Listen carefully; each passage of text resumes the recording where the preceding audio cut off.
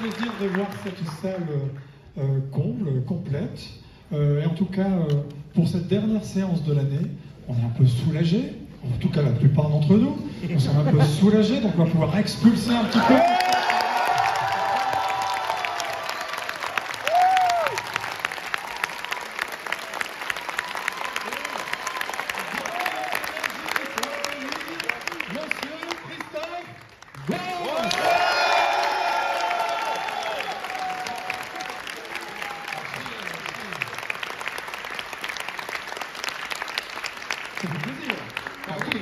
Aujourd'hui, ce soirée qui a bien commencé et qui va se poursuivre d'une manière absolument incroyable. Alors,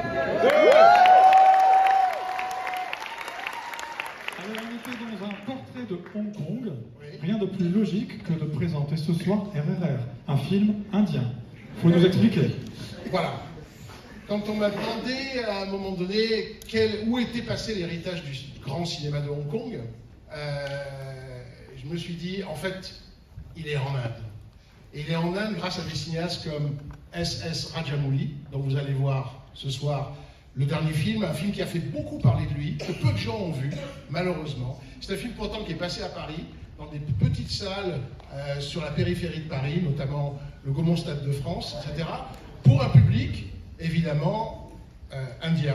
Le film est en télugu. C'est pas un film de Bollywood, c'est un film de Tollywood. Il faut faire la distinction. C'est un film Tollywood.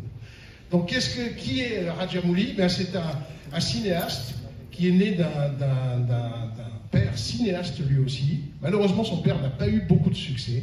Et ça a beaucoup marqué le petit Rajamouli. Parallèlement à ça, sa grand-mère lui faisait lire des récits sur la mythologie hindouiste, et notamment le Mahabharata.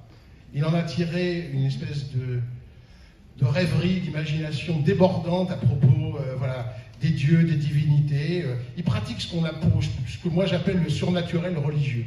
Vous allez voir, pourtant c'est un film qui se passe au moment de la colonisation de l'Inde par les Anglais, mais au fur et à mesure que le film va avancer, vous allez vous apercevoir que ces personnages, les personnages de ces héros, qui sont un chasseur de tigres et un gendarme qui apparemment travaille pour les Anglais, sont en fait peut-être bien, les réincarnations de vieilles divinités indiennes.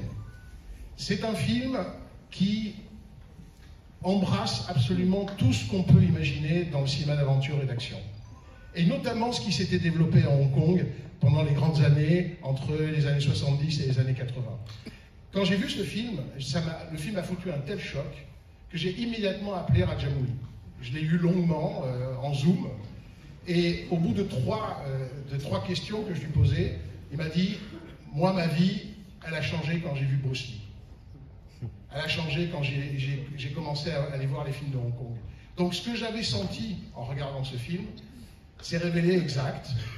Rajamouli est un fan du cinéma de Hong Kong, comme moi-même, je suis toujours fan du cinéma de Hong Kong. Il a transformé l'essai, il en a fait quelque chose d'autre, une chose qui est nourrie par, je dis bien, le folklore, son folklore. Ce que vous allez voir, c'est incroyable. J'ai jamais vu un film comme ça. En plus, c'est merveilleusement réalisé, absolument sublime. C'est un film que j'ai vu plus de 10 fois, je m'en suis jamais lassé. Donc...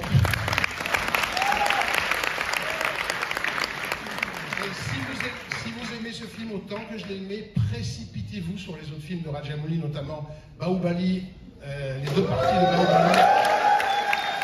Parce que Bahubali, et évidemment, les gens crient Ega, ils ont bien raison, c'est peut-être mon Rajamouli favori, l'histoire de la réincarnation d'un homme qu'on a assassiné en moucheron. Ouais, mais dit comme ça, c'est rigolo. Mais en fait, c'est un film qui vous fend le cœur, littéralement. C'est une merveille. Ce type est génial. Ce type a un pouvoir de conviction en tant que cinéaste qu'on trouve rarement. C'est pas étonnant si quand il a reçu l'Oscar pour la meilleure musique lors des derniers Oscars, Spielberg est allé le voir en personne, parce qu'il y a quelque part chez Rajamouli la puissance d'évocation, la force de conviction qui a été celle à un moment aussi de Spielberg. Voilà. C'est formidable que vous soyez là, que la salle soit pleine. Vraiment, vous allez passer un moment stupéfiant. Ou si vous l'avez déjà lu, vous allez découvrir de nouvelles choses dans ce film génial. Merci d'être là. Ce film, c'est l'avenir du cinéma. Merci.